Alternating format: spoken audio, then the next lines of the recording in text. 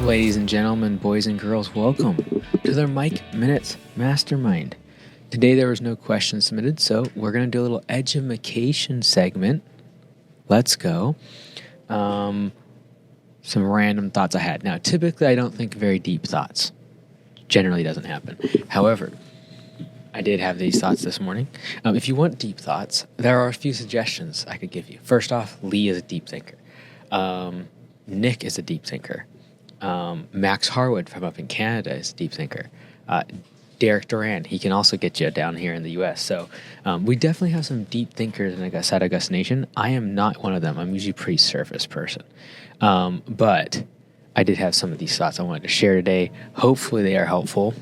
I'm going to draw it out here on my Remarkable, and hopefully it kind of gives a framework for how do I get more out of my day? How do I get more out of my work? When I work 1 hour, there's we have a finite amount of hours, days, years in our life.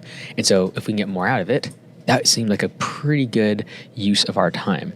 And so I find a lot of people work extremely hard and get little in return. And I was trying to think about why that is. Let me share my screen and then we will jump. So what I was thinking about this morning is, why is it that some people work crazy amounts of hours and get very little done? And then that was the first part of what I'm going to draw out for you. And then I started thinking about, how do you compound that even more? How do you get more done for we all have the same amount of time. So why is it that some people get way more done than other people? They use leverage. And so what are the skills required to increase your leverage? That's what we're going to be talking about today. So I'm going to go over some skills. First skill, draw this out. Hopefully you can see that skill. Beautiful. That is going to be the very first skill I had to learn was effort. Just trying harder, doing more of what I'm currently doing. I find that the leverage that I get from this, at first I was like, if I work more hours, I get more done. There's plenty of studies to suggest that the leverage is not a 1-to-1 ratio here, but rather I would give it a 1.9x, which means if I work an extra hour, I'm probably getting 54 minutes worth of productivity done, simply because there's diminishing returns. If you work 23 hours a day, I can guarantee you those last 4 or 5 hours are just going to be super ineffective. You're going to make bad decisions. And even though you might get more time or effort is expended, the return on that time is so low because you have such low levels of focus. And so I would say that for every extra hour I work, I can be 0.9x. I can get 0.9x more done, which is good. I would rather have some leverage. I would rather increase my output somewhat, but it's probably about a 90% effective rate if I'm just constantly working more hours. Now, the next skill, if I want to leverage up, because again, the way for me to get more done is I increase my leverage. The next thing I would say is efficiency. Now, this is going to be, how do I get more efficient throughout my day? How can I get more work done without working more hours, but get more work done per unit, per hour? This is like grade 2.0 here, right? You can just brute force work more. That's effort, all right? And that is a valuable skill. Efficiency, though, says, I'm going to work the same amount of time, but can I improve the way that I process my email, the way that I check my phone, the way I time block, the way that I schedule my day, the way that I set up my computer, the way I set up my route, the way that all of these other things that you can make your business more efficient, your day more efficient, your time more efficient. How can I be healthier? Because just being healthier will allow you to increase your efficiency dramatically. Because now it's a matter of I can no longer work more hours. That's effort. What's the next level is I get more units of work done per hour. That's my efficiency. The same way we would talk about pay for performance, people getting more budget hours per clocked hour. When I think about efficiency, I think about it in terms of this is the amount of work units per hour. Okay. So I believe that doing a great job and really focusing on efficiency, you will 2 to 3x your output. Okay. So your output could be anything here. It could be revenue. It could be just the amount of jobs you get completed, the amount of budget hours you get completed, output without working any more hours. This is a very valuable jump And usually the person that can make over 6 figures will go from effort to efficiency. They are able to be efficient enough to be able to do the work equivalent to 2 to 3 other people, simply because they know how to manage themselves. So you have to manage yourself here, okay? We're going to come back to a couple other aspects of how to unlock each of these levels. But the next one I was thinking about, and again, these are my thoughts. So there probably could be better. This is me in 5 minutes trying to think about this, okay? So the next E, these are all E's. All the skills start with an E. So the next one is employ. So now I have maxed my efficiency. Now I'm going to go employ other people so that I can improve my leverage. I can get more done if I hire more employees. I can get more jobs done. I can get more accomplished throughout my day. I can have more sales. I can get more customers if I employ people to do the work for me. Now, as a rule of thumb, people say that you can effectively manage about 6 to 8 people. So I would say that the leverage at employ is 6 to 8. Some people say, I have 50 employees. Right? Just hold on. You're jumping ahead. I would say you can effectively manage 6 to 8 people as direct reports. Your leverage on your time is now 6 to 8 because you having a meeting with your direct reports then allows them to all of them be more efficient and allows them to have more effort. So this works up this chain. So if you employ people and you make them more efficient and they have more effort, this is why it's multiplicative.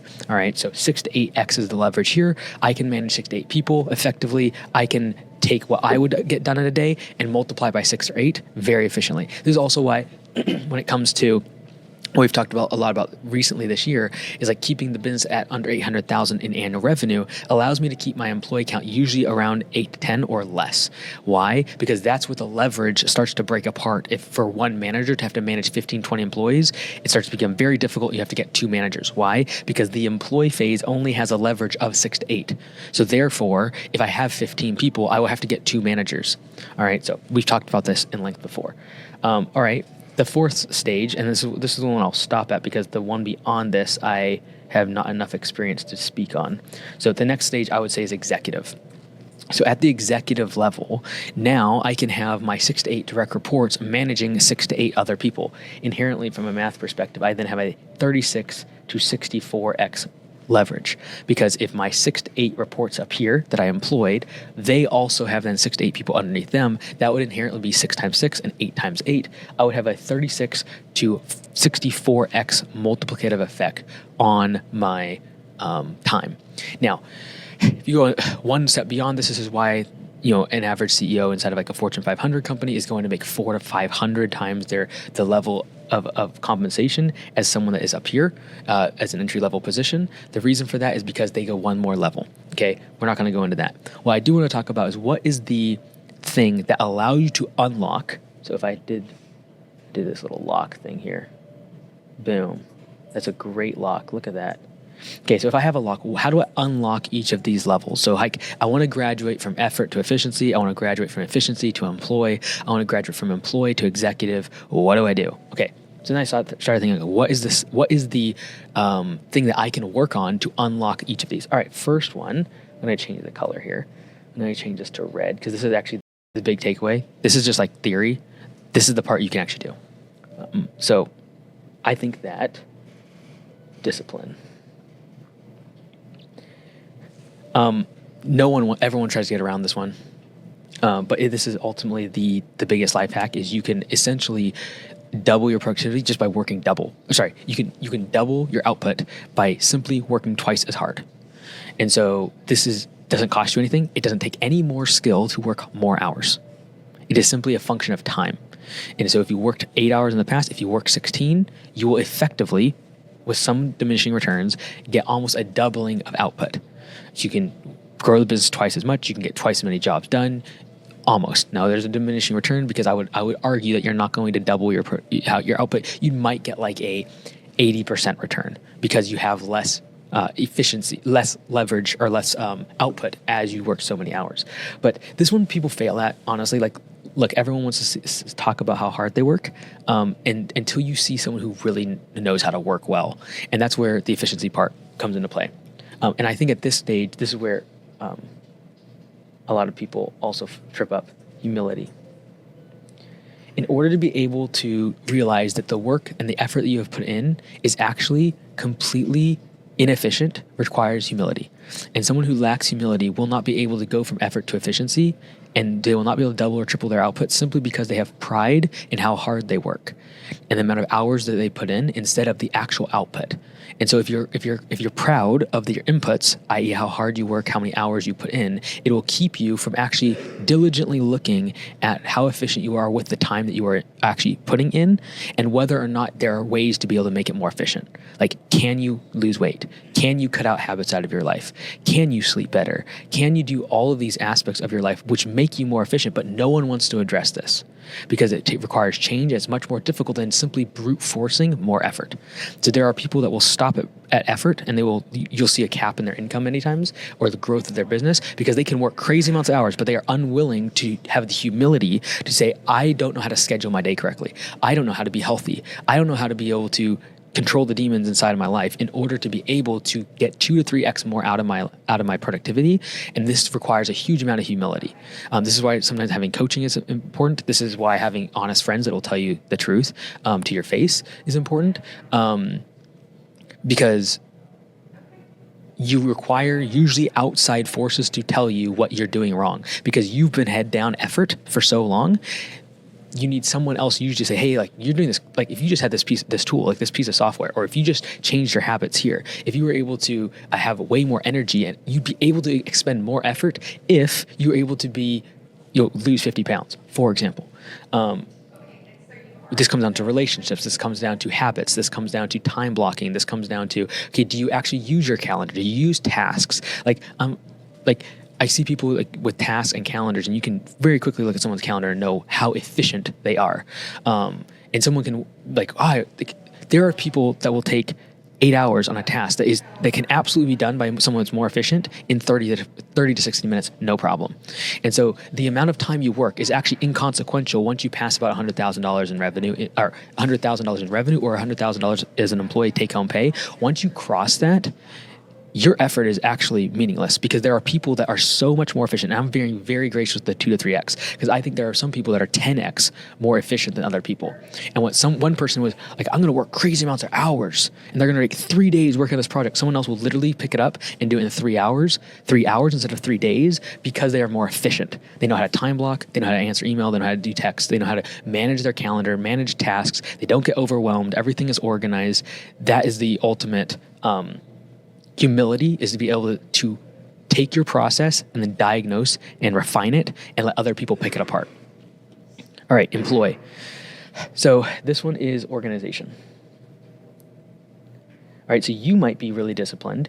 You might be really humble enough to be able to be super efficient. But now once you start employing other people, if you're not organized, things will fall apart. You will not be able to capture the full 6 to 8x leverage if you can't organize, if you can't have good meetings, if you can't come organized to those meetings, if you don't have an agenda, if you don't actually have a plan for every single week, if you don't sit on a Sunday evening and look over your entire schedule for the week and figure out what I'm doing with 15-minute blocks between my meetings, what I'm doing between why am I doing 3 estimates in a day that are all spread out? How can I get this more organized? How can I time block this? How can I make sure that things are more efficient between my routes? How can I make sure that my crews are more efficient? How can I make sure that I organize my shop, organize my trucks, keep things systematized, SOPs, standard operating procedures for every single department? Organization is a huge unlock for me to know who graduates to the next level executive is if you're organized. If you can't organize, you can never fully utilize or tap into the leverage that comes with delegation and employing other people, because you will not be able to give them the inputs they need to be able to be efficient. And so if you come to a meeting and you're not organized, you don't have data, you don't have any sort of agenda, that then affects them. And so you will not get the 6 to 8x multiple on employment. You might get a 1 to 2x. And this is why a lot of times people will go get employees, and because they lack the ability to organize their team and they lack the ability to organize their schedule, it then trickles down to where when they get 4, 5, 6 employees, the business makes less money than if they just went by themselves. Why? Because they never graduated from the skill of efficiency to employment, and it's to employ the third level here. And why? Because they couldn't organize. All right. So a disorganized individual will never be able to graduate to the 4th level of being an executive. So that's the 4th level. And at this level, you actually don't need to do work. You have to be a visionary. Now, some people, this is very, very dangerous. It's like, I want to be an executive, or I want to have 40, 50 employees. I want to have 5, 10 locations, etc. I must therefore have vision. Be very careful because you will lose every single multiplicative effect above this if you're constantly thinking about vision, but yet you don't put in the effort. You're not efficient. You don't know how to organize people. You're not humble enough to be able to pick apart your organizational structure. And so many times people will jump to this vision thing. Like, I need to be a visionary. No, like right now, you're solo. You should be focused on being disciplined and putting in more time. Just working harder, more hours. That is your leverage. And so if you try to jump these levels, I do feel like there is a damaging effect. So a couple things I wanted to note on this. Let me change out my color again. Okay, all right. So first off, I wanted to say is there is a multiplicative effect. This is probably going to be spelled wrong. Multiplicative effect. The reason I say this is because everyone wants to jump to these ones down below. Boom and boom. I need to employ people better. I need to be a better executive. I need to be more organized. I need to have vision. Here's the hack. It takes absolutely no more skill to work more time. And everyone wants to beg on this 0.9x when in reality, it's the easiest thing to do. Just put in more time. And what's cool, if you are in this employee stage at the 6 to 8, and if you apply more effort, you will get the same doubling of results. Because now, if you increase your effort while you have 6 to 8 people, you will increase their efficiency. You will increase their organization. You will be able to have the multiplicative effects trickle down. And so thinking that you graduate from level to level to level, like, oh, I don't have to do effort now because I am now organized and employ people. Wrong. Like the fastest way to be able to increase your output is to be able to constantly keep pumping above the funnel. So I look at this as a funnel that goes down. If I can always double this, if I can always increase my effort, if I can always increase my efficiency, the downstream effects on all of this is so much greater.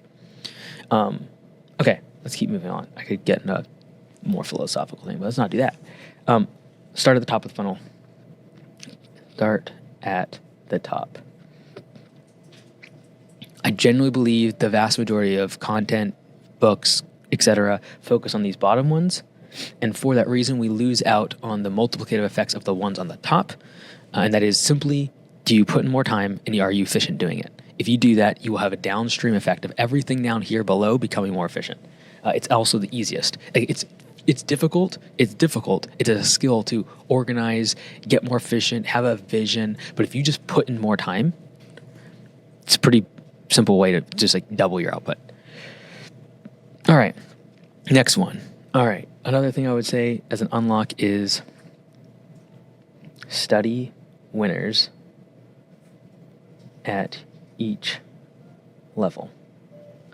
All right, why? Because they know what good looks like. All right, good looks like. Sweet.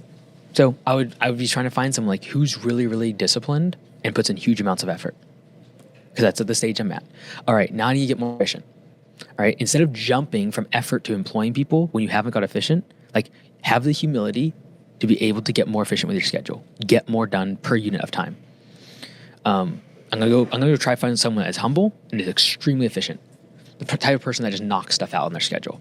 Okay, great. Now I'm trying to employ people. I'm gonna go find someone that's super organized and they've employed people a lot. I'm going to follow them. I'm going to watch their stuff. I'm going to listen to their content. I'm going to get around them. When you go to a conference, I'd be like looking at this and be like, okay, which is the next level I need to get to and who do I go talk to? And then at the fourth level, if you have like, you're going to multiple locations specifically, okay, I'm going to talk to someone that has experience having 20, 30, 40 employees. And I'm going to find someone who has a vision that can attract great talent because that's what's going to be required at this stage. So studying those winners, what do they do that makes them different, is a big unlock for me that I've had to figure out. So that was your little education corner. Let's see what we got here today. Corey from Bellingham, you mentioned, this is someone different. Okay, Corey, I think you come off of this one. Okay, you mentioned federal salary increases. Where do you and how do you get this information to stay on top of important changes? I would have missed this if you did not mention it. How do I... Um, I keep in mind I talked to a lot of business owners, so like I don't know where this one specifically came from. This was mentioned. It was in legislation earlier this year, and then it got passed in some states. There's some states that we're going to try to go against it. Same with the BOI thing. As you haven't heard me talk about a lot about it, I think Texas is going to strike this down. I think it'll cascade across the whole U.S. The whole BOI thing. We have to all report by January 1st, and I recommend you do it. If I think it's going to get struck down in most states. But then it's just a matter of just talking to a lot of people, and like they bring stuff up and I go research it. So I've been tracking both of these throughout the whole year. I'm really just making sure it actually passes. Like if I would have mentioned it the other day, for example, I would have just told everyone January 1st, hey, you have to do this now, because I'm very careful with like things that are on the docket, things that have been passed, things that could be completely changed by the new administration. So I try not to like share every little thing that comes across, because only half of it usually gets passed or becomes like long-term ingrained into policy. Corey from Bellingham, I have a question about what you said on picking apart your organizational structure. Methods used to compare your current structure with a potential improvement. It's like the same way that we look at like software, and that is like we split test things. I would be doing the same thing. Like what happens if you wake up an hour earlier? What happens if you work out before work versus after work? What happens if you use tasks, Google Tasks versus Apple Reminders? What happens if I split up my tasks versus having one big rolling to-do list? What happens if I time block my email instead of just answering my email as they come in? What happens if I turn off all notifications on my phone, so there's no alerts, there's no dings, there's no buzzes, and there's no numbers that show up on all the apps? It's all possible. What happens if I turn my phone into grayscale in terms of my time spent on that device, and am I actually getting return on that? And if I'm not, maybe switching it to grayscale or putting caps on time on certain apps would actually help me be more efficient. So it's split tests. So I'm not a huge fan like, let's change everything. And some people just like paused, went back and like wrote all the things I just mentioned down. I wouldn't do that. I wouldn't change like 10 things at the same time. I would do like one thing. It's like, okay, so for example, like a year and a half ago, I started getting up earlier. I was always late now, 1, 2, 3 o'clock in the morning.